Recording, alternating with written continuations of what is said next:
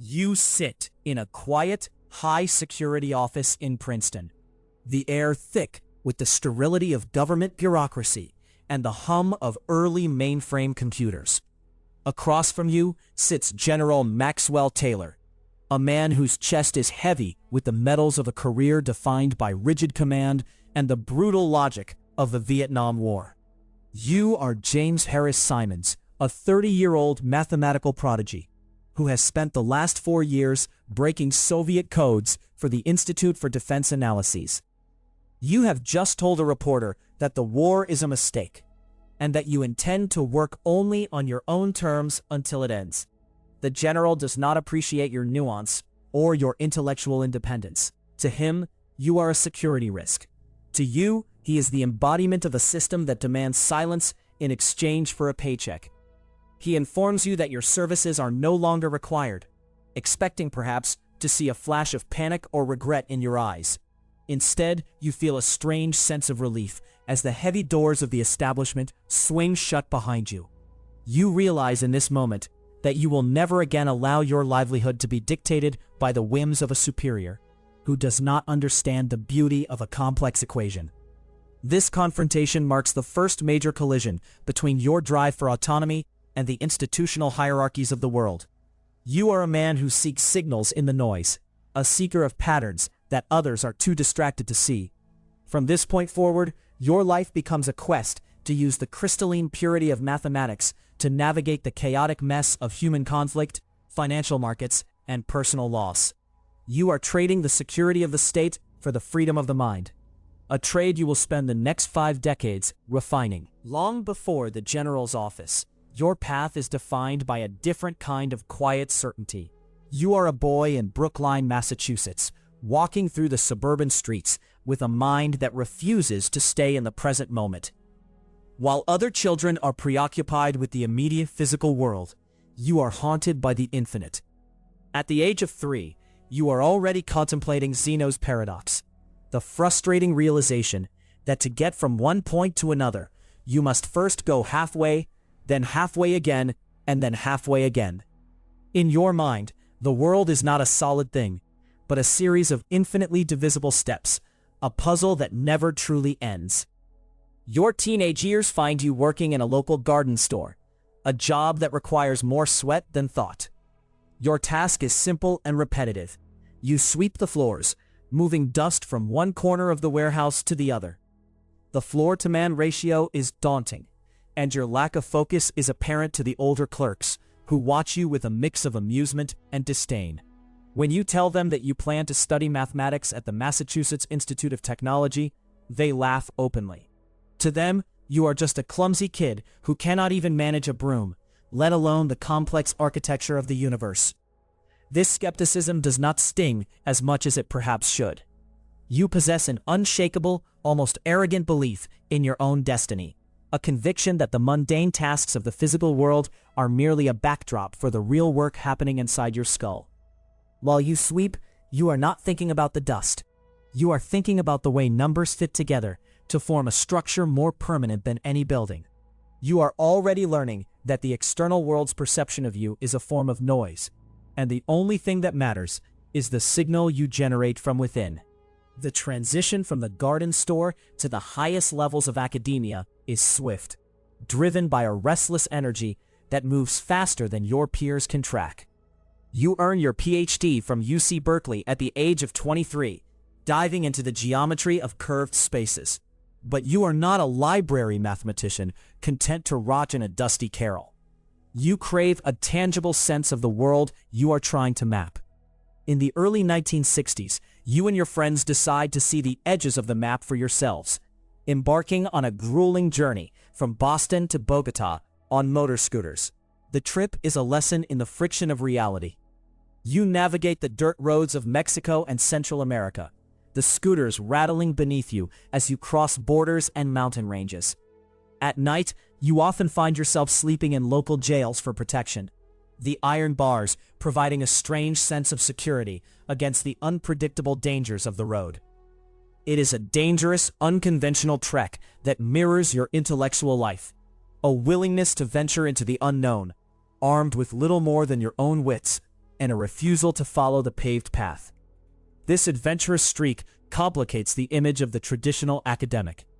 You are proving to yourself that you can handle risk, both theoretical and physical. There is an irony here. The man who will later be known for calculating the precise probabilities of the market is, at this age, perfectly comfortable throwing himself into a situation where the variables are entirely out of his control. You are learning the texture of the world, a necessary prerequisite for the day you will attempt to boil it down into a set of algorithms. The Institute for Defense Analyses eventually recruits you because of this unique blend of brilliance and grit. During the height of the Cold War, your mind becomes a weapon for the National Security Agency. You spend your days staring at strings of encrypted data, looking for the ghost of a pattern in a sea of Soviet noise. Cryptography is, at its heart, the ultimate test of the mathematical mind. It is a battle between two intellects, one trying to hide a message in chaos, and the other trying to prove that chaos is merely an illusion. In the windowless rooms of the IDA, you develop a specific set of muscles. You learn that even the most sophisticated encryption has a signature, a tiny recurring flaw that reveals the underlying structure. This is where you first truly master the art of finding signals in the noise. You are not looking for the whole message at once. You are looking for the statistical anomalies that suggest where the message might begin. It is a secretive, high-stakes environment where the stakes are nothing less than the survival of the state. Yet as you work, you realize that the skills you are honing for the government are transferable to almost any domain. The hidden rhythms of a Soviet cipher are not fundamentally different from the hidden rhythms of a biological system or a financial market. You are becoming a master of the hidden, a man who views the visible world as a thin veil over a much more interesting, much more orderly reality.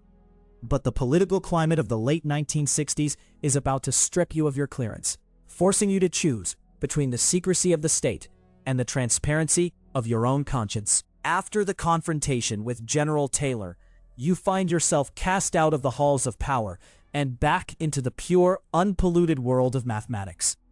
You accept a position at Stony Brook University, where you begin the work that will eventually grant you a form of intellectual immortality. In 1974, you collaborate with the legendary mathematician Xing-Shen Chern to publish a paper titled Characteristic Forms and Geometric Invariants. Within these pages, you introduce what the world will come to call Chern-Simons forms. These are not merely abstract exercises in geometry. They are foundational discoveries that describe the way shapes and spaces behave in higher dimensions. To your surprise, your work in pure math soon bridges the gap into theoretical physics. String theorists and quantum physicists begin using your forms to explain the very fabric of the universe. There is a profound beauty in this realization, that the patterns you discovered by simply following the logic of the mind are the same patterns that govern the subatomic world. This is a moment of triumph. You have proven that you do not need the state or the military to be significant. By following your own internal compass, you have touched something universal. However, even the highest honors in academia do not provide the one thing you crave most: total, uncompromised independence. You realize that as long as you are dependent on grants and university budgets, you are still subject to a hierarchy. You begin to wonder if the same mathematical beauty that explains the cosmos could also be used to conquer the most chaotic system humans have ever created. You are now in your late 30s, and you are ready to walk away from a world where you have reached the summit. You found a firm called Monometrics, which will later become Renaissance Technologies. Your colleagues in academia think you are throwing your life away. In their view, the market is a random walk, a place where luck trumps logic. They subscribe to the efficient market hypothesis, which suggests that all available information is already priced in, making it impossible to consistently beat the house. You disagree. To you, the efficient market hypothesis is just another form of noise. You believe that the markets are not truly random, but merely incredibly complex, filled with tiny, fleeting patterns that the human eye is too slow to catch. You decide to build a firm that looks nothing like a traditional Wall Street bank. You refuse to hire MBAs or people with finance backgrounds. Instead, you recruit physicists, astronomers, and fellow mathematicians. Men and women who spent their lives looking for signals in the stars or in the depths of the atom. The decision to hire only scientists and never MBAs is a quiet indictment of an entire industry's belief in its own expertise. You are betting that the laws of math are more reliable than the gut feelings of traders in expensive suits. This is your bid for freedom. If you can decode the market, you will never have to answer to a General Taylor or a university dean ever again. You are using money as a tool to build a fortress where you can be the master of your own time. The early years of Renaissance are a struggle. Your models are often wrong, and the volatility of the market threatens to wipe you out. But in 1990, everything crystallizes. You have brought in Elwyn Berlekamp, a brilliant mathematician and game theorist, to overhaul the trading system for your flagship Medallion Fund. Together, you reach a eureka moment that changes the nature of your enterprise. You realize that you don't need to predict where the price of gold or wheat will be in 6 months. You don't need to be right all the time. The breakthrough is the shift to high-frequency, short-term trades. You stop trying to understand the why of the market and focus entirely on the what. You build algorithms that look for thousands of tiny, repetitive signals that offer a tiny edge, a probability of being right just 50.75% of the time. Over a single trade, that edge is meaningless. But over millions of trades, it is a mathematical certainty. You are no longer gambling. You are becoming the house. The Medallion Fund begins to generate returns that are, quite frankly, absurd. A 55.9% annual return becomes your standard, far outstripping the performance of legendary investors like Warren Buffett or George Soros. You have successfully applied the cold, hard logic of code breaking to the flow of global capital. The Quant King is born. You are amassing a fortune so vast that it begins to lose its meaning as a number, and starts to function as a shield, protecting you from the randomness of the world. But as you reach the pinnacle of financial power, the universe reminds you that there are some signals that even the most perfect algorithm cannot predict. The chaos you thought you had mastered in the markets returns to your life in its most devastating form: human tragedy. In 1996, your son Paul is struck by a car and killed while riding his bicycle. 7 years later, your son Nick drowns in a tragic accident while in Bali. The wealth you have spent decades accumulating is suddenly, brutally irrelevant. All the billions in the Medallion Fund cannot buy back a single second or undo the randomness of a patch of slick road or a strong current. This is the ultimate conflict of your life, the limit of logic. You have solved the market, but you cannot solve the fragility of the human condition. You find yourself retreating into the one place where things still make sense: the abstract beauty of geometry. Reports will later surface of you working through complex mathematical puzzles in your head while sitting in the wake of your grief. You use the rigid, eternal structures of math as a sanctuary, a way to keep your mind from fracturing under the weight of loss. There is a profound irony in a man who breaks the world's most complex ciphers only to realize that the human heart follows no discernible algorithm. You are forced to accept that while math can map the stars in the markets, it is a cold comfort when the physical world offers no mercy.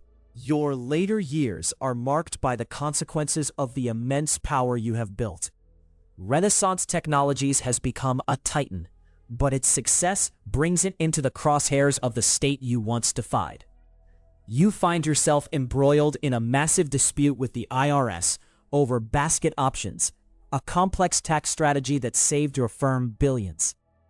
After years of legal maneuvering, you and your partners eventually agree to pay a settlement of up to $7 billion, one of the largest in history. At the same time, the internal culture of your firm begins to fracture along the same ideological lines that defined the country in 2016. Your longtime partner, Robert Mercer, becomes a key backer of the Trump campaign and Breitbart News, while you remain a staunch supporter of democratic causes. The man who sought to build a fortress of intellectual independence now finds his legacy entangled in the very political noise he tried to escape. You eventually step down, but the rift remains a testament to the fact that even a kingdom built on numbers is subject to the frictions of human belief. Throughout this, you maintain a sense of defiant eccentricity. You are a billionaire who is famously a heavy smoker, often lighting up in no-smoking areas and simply paying the fine without a second thought. It is a small, expensive gesture of rebellion, a reminder that you have reached a level of wealth where the rules of the mundane world are merely suggestions. You discover that financial independence is not the absence of masters, but merely the ability to choose which ones you pay off. As you approach the end of your 86 years, your focus shifts from the accumulation of capital to its distribution. You dedicate your final years to philanthropy, but you do it with the same mathematical rigor you applied to everything else.